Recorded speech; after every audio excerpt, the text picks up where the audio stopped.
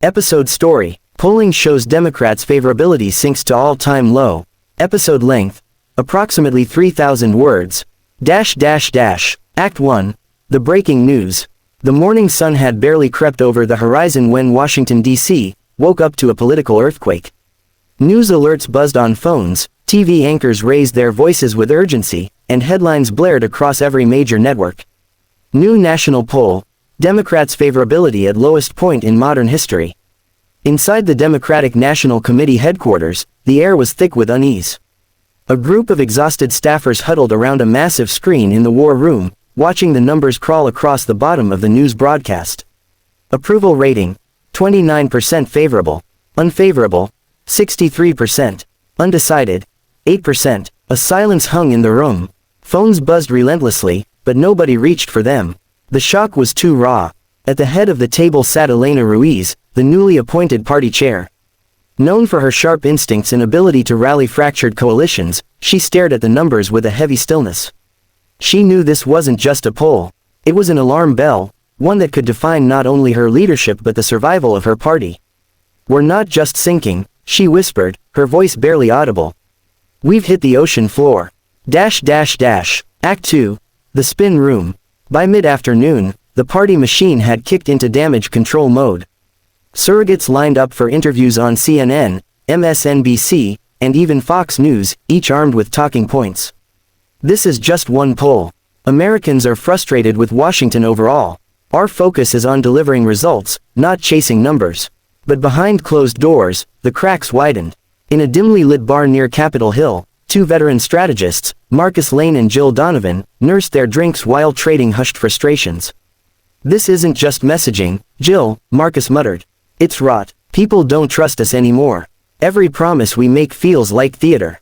Jill sighed, swirling her glass. "You think Republicans are doing any better? Their numbers are in the gutter too." "Sure," Marcus replied, "but when both sides stink, people punish the ones in power more. And that's us." Their words captured a growing truth. Beyond the partisan squabbles, Americans were restless, angry, and increasingly convinced that neither party truly represented them. Act 3. The Oval Office. Across Pennsylvania Avenue, the president sat with her senior advisors. Though elected as a Democrat, President Grace Whitmore had cultivated an image of bipartisanship. But even she couldn't escape the tidal wave of disapproval. Chief of Staff David Brooks slid the polling report across her desk. "Madam President, it's bad. Especially among independents. They've gone from slightly positive last year to overwhelmingly negative now." Whitmore leaned back, rubbing her temples. "And the base? Fragmented," Brooks admitted. "Young voters are disillusioned. Progressives think you've compromised too much. Moderates think you've done too little. Working-class voters feel abandoned altogether." The president stared out the window, watching tourists stroll the White House lawn. For a moment, she wondered if they knew just how fragile everything inside this house really was. "Then we stop pretending," she finally said. "If we're at rock bottom, we rebuild from there. But we need a plan, not just for me, for the whole party." Act 4. The Media Storm. By evening, the media frenzy was unstoppable. Every network ran panel discussions dissecting the Democrats' collapse. On one channel, a conservative commentator smirked, "This is what happens when a party loses touch with real America.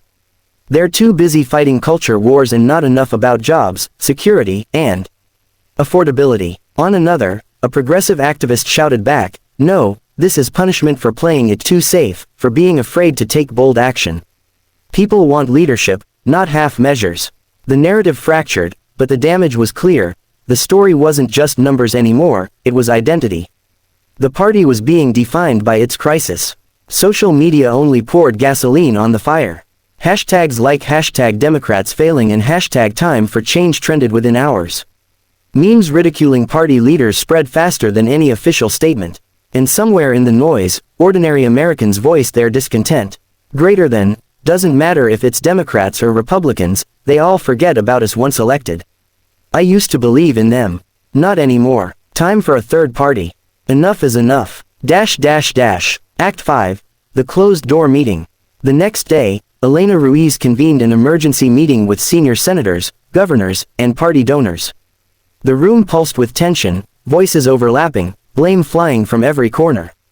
"This is your fault," Elena. Messaging has been a disaster. No, this is on Congress for failing to pass meaningful reforms. Don't blame us, the president hasn't inspired anyone.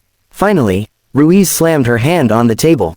The room fell silent. Listen to yourselves, she snapped. This is why we're failing. Because instead of facing the people, we're too busy pointing fingers at each other. She stood, her voice sharp but steady. If we want to survive, we need to remember who we serve. Not the donors, not the consultants, the people, ordinary Americans who wake up every day wondering if their kids will have a better life. Until we earn back their trust, we don't deserve to lead. Her words lingered, echoing in the silence. For the first time, some heads nodded. Act 6. The opposition. Meanwhile, across town, Republicans celebrated, but cautiously. In their private strategy sessions, leaders warned against overconfidence. Don't mistake their collapse for our strength, said Senator Richard Hayes, the minority leader. Americans don't love us either. If we want to capitalize, we need to prove we're not just the lesser evil. But even as he spoke, he knew the temptation was strong. Attacks would intensify, campaign ads would flood the airwaves, and fundraising emails would declare, Democrats are finished. The battle lines for the next election were already being drawn. Act 7. A glimmer of hope. Late that night, Elena Ruiz drafted a speech. It wasn't polished. It wasn't even approved by the usual team of advisors. But it was raw, honest, and aimed directly at the heart of America. She stood before the cameras the next morning, her voice carrying a mixture of humility and determination. We hear you. We know we've let you down. And for that, we take responsibility. But this is not the end of our story. It is the beginning of our reckoning. If you give us the chance, we will fight harder, listen better, and remember who we are here to serve, you, the people. The speech didn't erase the poll numbers overnight, but it planted a seed. For some Americans, weary of polished platitudes, Ruiz's honesty felt refreshing. Whether it would be enough to turn the tide, no one knew. Closing montage, episode style. TV screens flicker with split opinions, pundits debating whether Ruiz's speech was courageous or desperate. In a diner in Ohio, a middle-aged worker shakes his head at the news, muttering, "We'll see if they mean it this time." In a college dorm, a group of students debate politics over pizza, one saying, "At least someone finally admitted the truth." And in the quiet of her office, President Whitmore stares at the poll numbers again, whispering to herself, "The only way forward is through."